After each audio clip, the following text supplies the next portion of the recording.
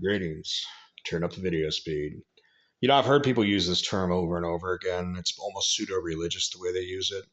And it is a real thing, and yet I would ask the question at the end of the day, where it really gets down to it, does it really matter? Does it really truly affect your life? Or is it something that you obsess about because you were told to think about it? The con party, they have their things, but you sock party people, you bring this up all the time.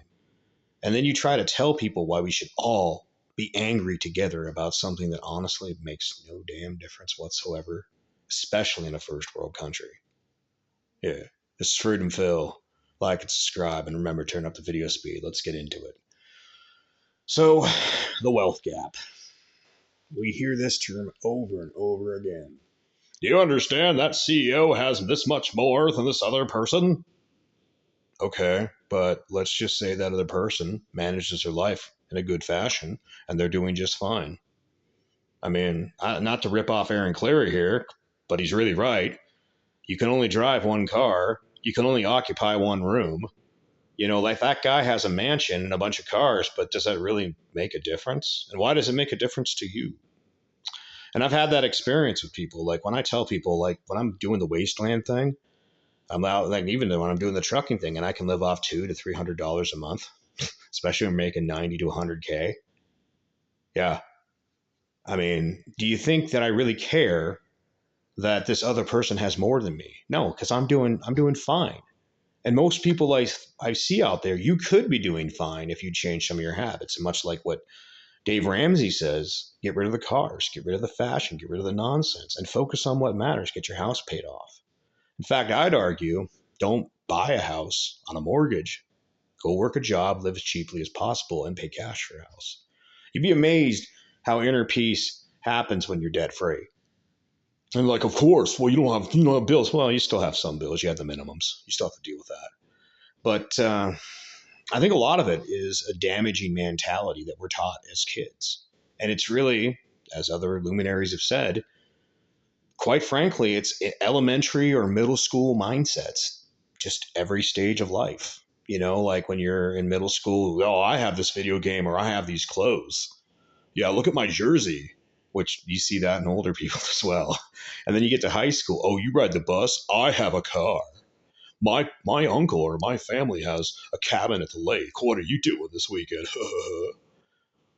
Well, we're going to go have fun. You go have a good time at the lake, man. So they have their lake cabin. That's nice. We just go out to the public area. Make sure to get there early so you can get a good parking spot under the shade of the cedar tree. It's a Lake Crescent tip there, by the way. This obsession with having more than everybody else. How much time are you giving away for that? And I know this because I think about like when I was in the wasteland, last 2 winters I spent down there. I had no problems, basically no problems. I live off $200 to $300 a month, 50, 60 channels from the sky, take the dog for a walk in the morning, go down to the river, take a bath, cook my food, listen to my radio shows. If there was like the NPR station out of Vegas is pretty good. Oh, you listen to NPR? I'm kind of surprised. You're a libertarian. Yes, I do. I think they have some good shows. Just like I listen to some of the other people who are on the con side. Big surprise. I listen to both parties. I enjoy a diverse opinion. And I had no problems out there. And then you come back to the world of the common borns, and it's always the same comparative, wasteful spending nonsense. Oh, well, your vehicle's old. Well, because I drive an old vehicle, it means I don't have to go to work to pay for the new one. Because I bought an affordable house, I don't have to spend 30 years working to pay mine off. I mean, I got to tell you, I gave up too much time to pay off this one. First 2 years, I was struggling to make the money. And once I got into moving garbage and doing van life, 4 years later, I had my house paid off. When I was doing trucking too, the same van life plus trucking, I made money, made money hand over fist. And I really think one of the issues, and I should probably do a video about at some point that we really need to address in this country, is making like lodges for men and women, bachelor lodges and bachelorette lodges, not so you can go out and find somebody, but so you can work and save money and get ahead, just like you would do with your parents or do with van life. Because I understand that what I have done is pretty extreme to a lot of people, but I've had one hell of a fun time. So we come back to the whole, because people might be, what's this got to do with the wage gap? My life doesn't revolve around another number that somebody else has. Sure, great. Hope they have fun with that. You know, I hope they have fun with all the cars. Good. Why would I begrudge somebody for having more than me? Are they really affecting me or hurting me because I have less? No, they're not.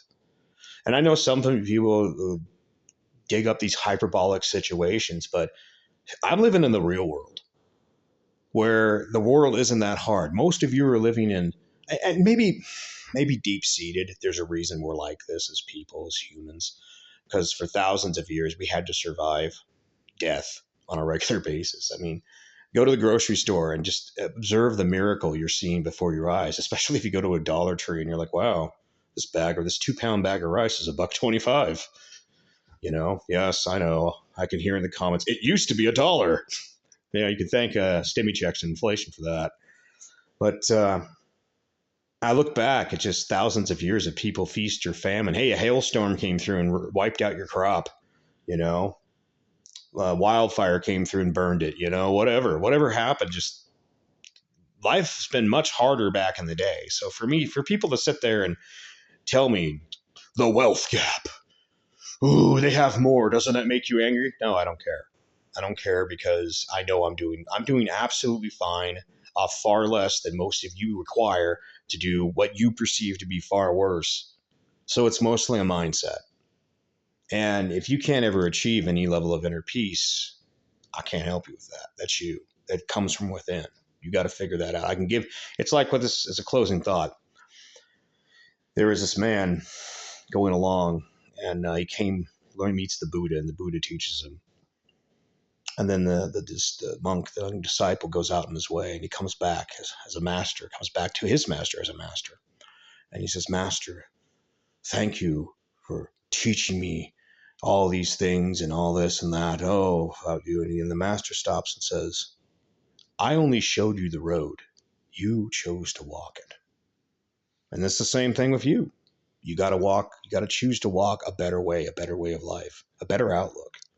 Because all this jealousy and anger and greed doesn't seem like it's making any of you very happy. So that's my thoughts. Freedom Phil. Feel free to share, subscribe, whatever. If that even does anything. And always remember, turn up the video speed. Take it easy.